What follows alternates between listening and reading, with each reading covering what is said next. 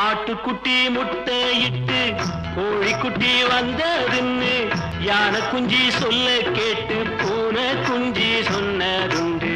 கதையில்ல சாமி இப்போ காணுது பூமி, இது மட்டும்தானா இன்னும் இருக்குது சாமி.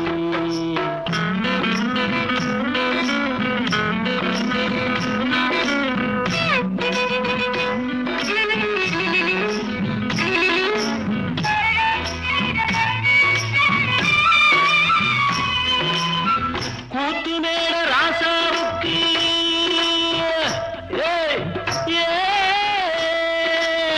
கூத்துமேட ராசாவுக்கு 102 பொண்டாட்டியா, 102 பொண்டாட்டியும் பாத்து முட்டை போட்டதுவா. பட்டத்து ராணி அதுல 18 பேரு, 18 பேருக்கும்